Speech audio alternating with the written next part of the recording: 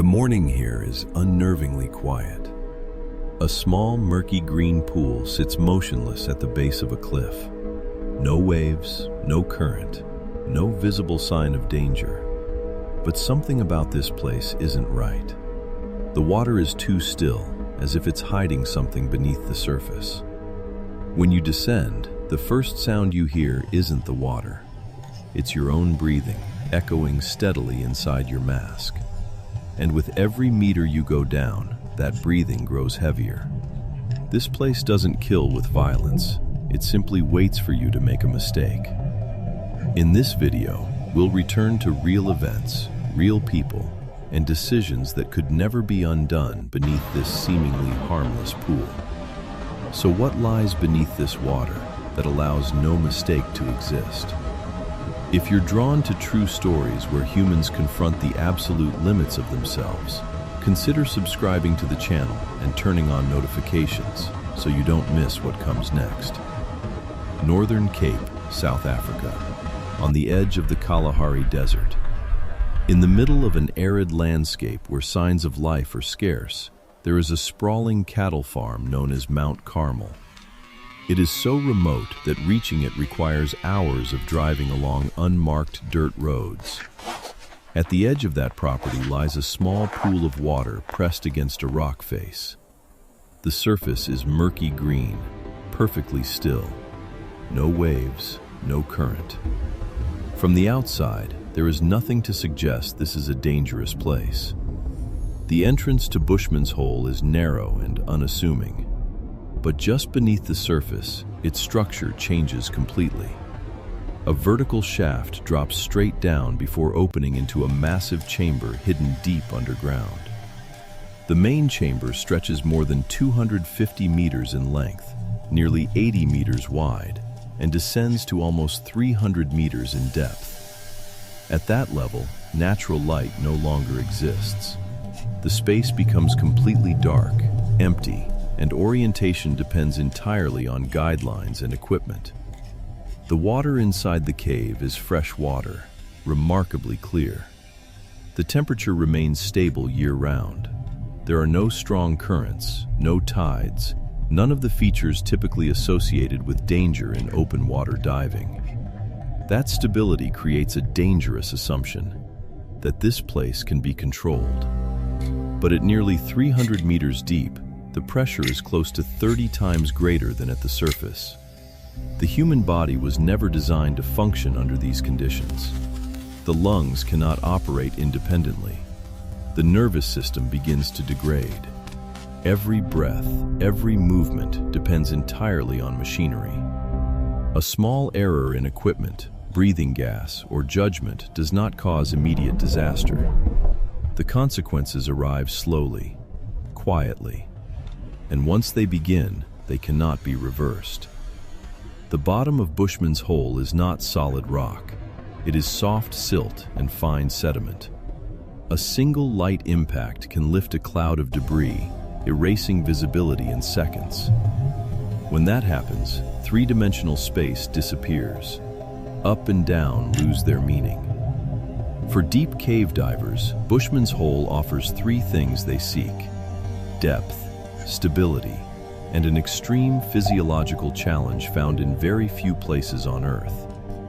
Everything about this place encourages the belief that, with enough experience, strict adherence to procedure, and proper preparation, the risks can be managed. Bushman's Hole does not kill with violence. It kills through margin of error. And if this place is truly that dangerous, why do the world's most skilled divers keep coming back? In 1993, Bushman's Hole became the destination of an international team of cave divers. Their objective was not recreation, but exploration and preparation for a future record depth dive in freshwater caves. Everyone involved was experienced. Procedures were agreed upon. Roles were clearly defined. The shared assumption at the time was simple. If proper technique was followed, the risks could be controlled. Among the team was Bushman, a local diver. He was familiar with South Africa's sinkholes, accustomed to deep freshwater conditions, and considered to have an advantage due to his local experience. Booty did not arrive alone. He brought with him a friend, Evan Layden. Evan was not originally on the invitation list. His presence raised some concern, but not enough to halt the expedition. He was allowed to dive alongside Booty on an exploratory dive, not on the official record attempt. At the time, there was nothing to suggest this decision would be dangerous. The two entered the water and began their descent along the planned route. From the narrow surface pool, they descended vertically into the cave system. At approximately 197 feet, the space opened up. This was the first major chamber of Bushman's hole, a point where divers typically paused for a final check before proceeding deeper. At that moment, everything appeared normal. There were no alarms, no visible signs of trouble. But before the descent phase was complete, Evan had exhausted his first air cylinder. According to standard cave diving procedure, this should not have happened at that depth. He needed to switch to his backup supply. The problem was that the backup regulator was not accessible. It had slipped behind him and become pinned beneath his harness while he was gearing up. Evan was now out of breathable air, and he could not reach the next source. Loss of air does not cause immediate death. It causes something more dangerous. The brain begins to starve of oxygen. For a few seconds, Evan remained conscious. Then his ability to orient himself in three-dimensional space collapsed. Up and down no longer had meaning. A primitive instinct took over. Evan tried to swim straight upward. Inside a cave, that instinct is fatal. The ceiling of Bushman's hole is not an exit. It is a vast overhead space filled with dead ends and false openings. Swimming upward does not lead out. It only leads deeper into confusion. When Booty realized Evan was no longer beside him, he turned back to search. In the darkness, he saw Evan's flashlight moving erratically, with no controlled direction. By then, there were no viable choices left. Booty reached Evan, but Evan was already motionless. At that depth, Booty could not immediately bring him to the surface. Doing so would have placed Booty himself at lethal risk from decompression sickness.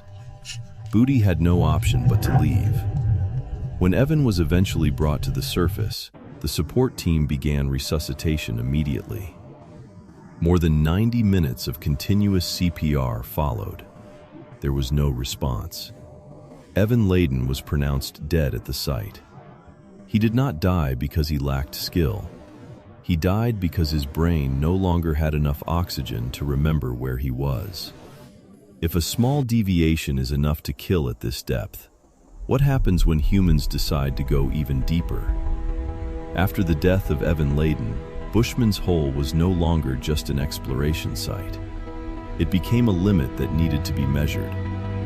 In 1993, one of the most recognized names in cave diving arrived here, Shek Exley. He was not a newcomer. Shek had spent most of his life entering places without direct exits, environments where every mistake carried a fatal price.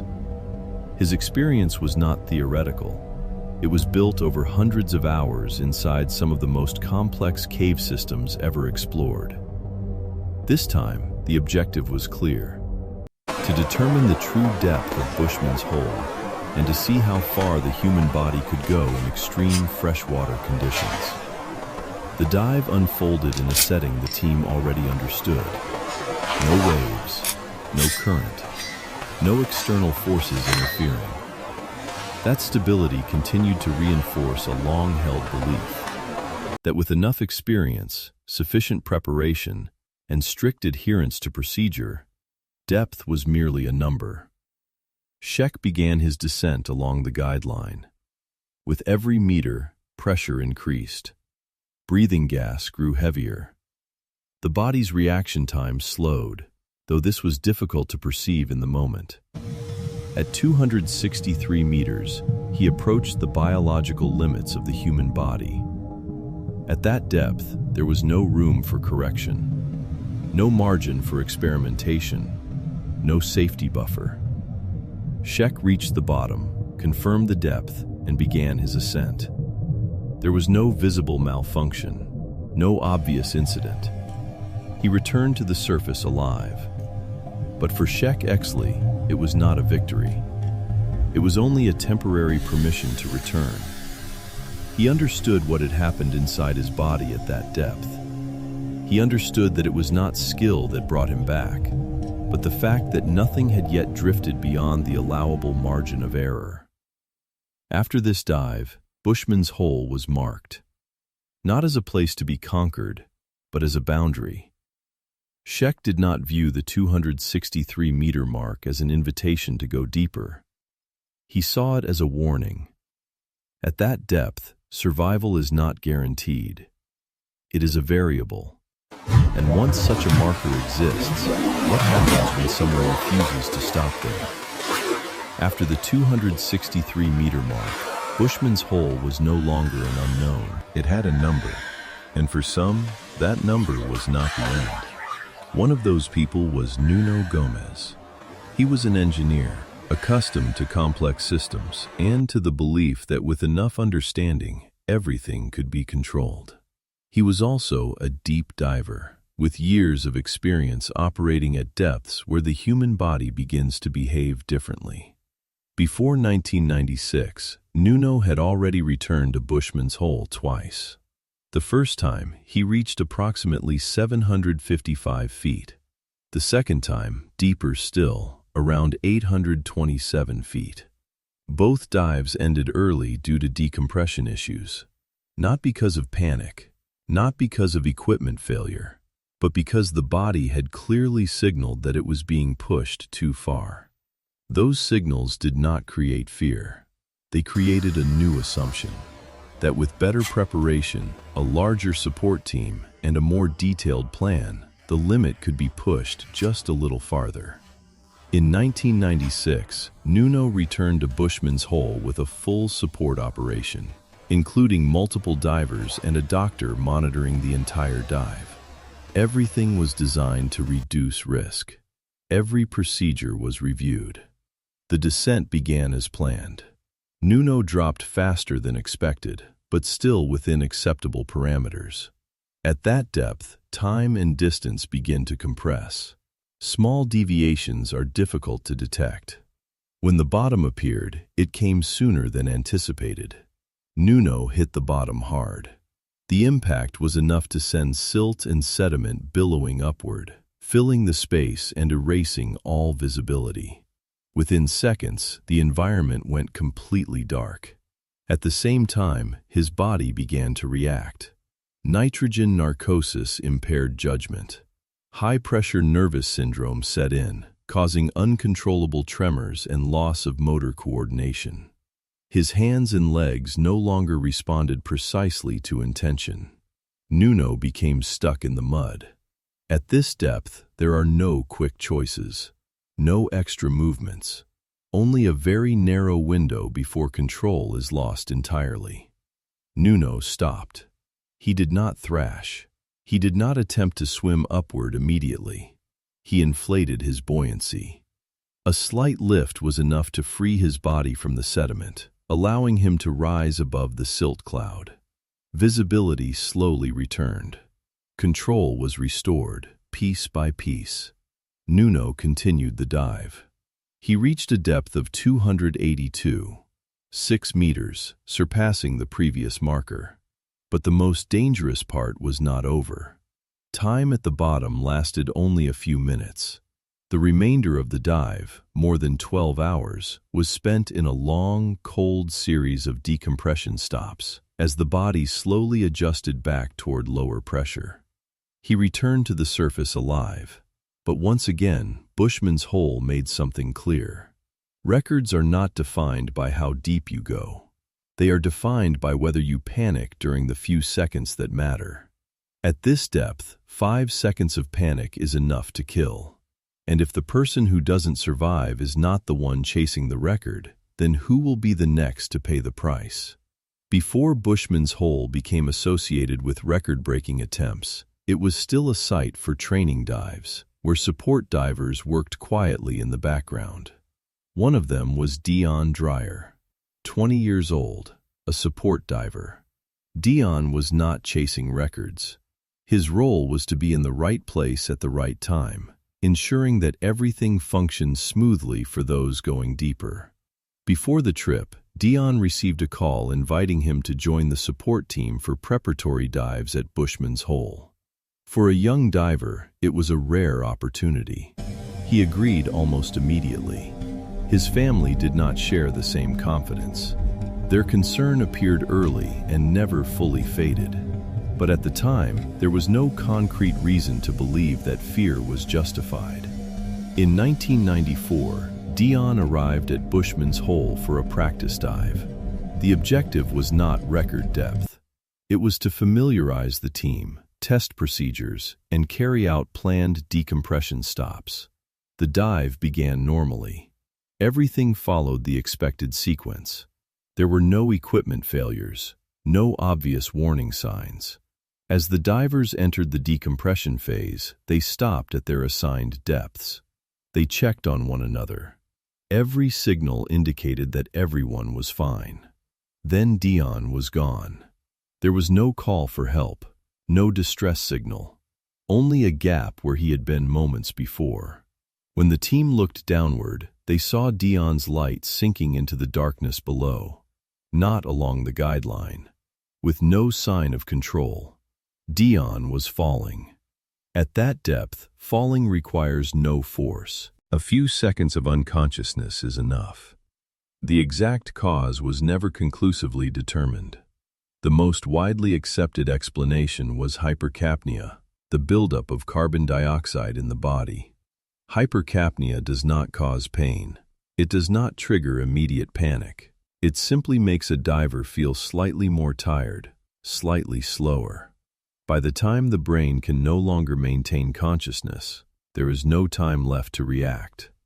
Dion lost consciousness and continued sinking toward the bottom of Bushman's Hole. No rescue attempt could keep up. At that depth, chasing after him would have meant placing another life at risk. Dion's body could not be recovered. Bushman's Hole kept him in a place no one could reach. There was no loud disaster, no explosive moment, just a human life disappearing in silence. What kills you does not always hurt, and if no one could bring Dion back, would anyone dare to try? After the death of Dion Dreyer, Bushman's Hole became an unresolved void. A body remained at the bottom. There was no recovery plan. And in the world of deep diving, that was not unusual. Years passed. Very few divers returned to this place with the intention of going deeper. One of them was Dave Shaw. Dave was an elite deep diver. He began diving later in life than many others, but progressed rapidly. His experience was not defined only by depth, but by his ability to control breathing, gas management, and equipment under extreme conditions. Unlike many before him, Dave used a rebreather.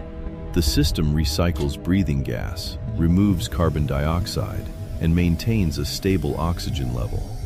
In theory, it allows deeper dives with fewer cylinders and reduces the need for gas switching. During an exploratory dive at Bushman's Hole, Dave reached the bottom. There, in complete darkness, he noticed a familiar shape, a body lying motionless in the silt. Dave recognized it as Dion. At that moment, no recovery operation was triggered. Bushman's Hole was too deep, too remote, too dangerous to justify a return solely for a body. But Dave did not leave with a sense of closure. He surfaced with a decision already forming. Dave contacted Dion's family. He told them he had found the body, and he promised to bring Dion home. That decision was not driven by records, not by recognition. It was driven by a promise. Once a recovery plan was set in motion, everything changed. This was no longer a solo dive. It became an operation. A support team was assembled. Staged waiting depths were calculated. Hours of decompression time were built into the plan. To document the attempt, a camera was mounted on Dave's helmet. It was a small addition, but it altered how Dave managed his light. Normally, Dave carried his light on his hand, and when both hands were needed, he clipped it to his chest. With the helmet-mounted camera, that routine no longer worked. A familiar habit was replaced with a new one, never before repeated under comparable conditions. There was no clear indication that this change was dangerous. Everything still appeared to be within acceptable limits. Everyone believed that with Dave's experience and the level of preparation involved, the risks could be controlled. But from this point forward, the story no longer revolved solely around pressure, breathing gas, or depth. It began to revolve around a choice. Some promises are stronger than the instinct to survive, and if this place does not forgive even the smallest margin of error, is a promise worth trading a life for. That morning, Bushman's hole was quiet, as it always was. There was nothing to suggest this would be an unusual dive.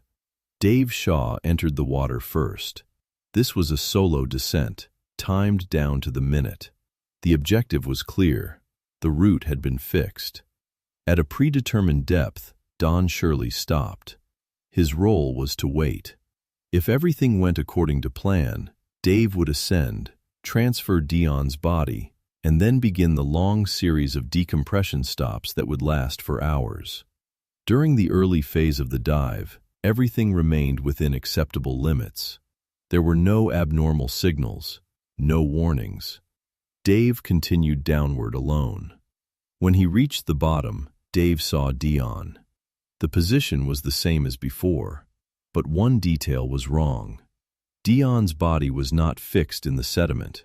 It was floating. Earlier forensic assessments had assumed the body would be fully decomposed, incapable of generating buoyancy.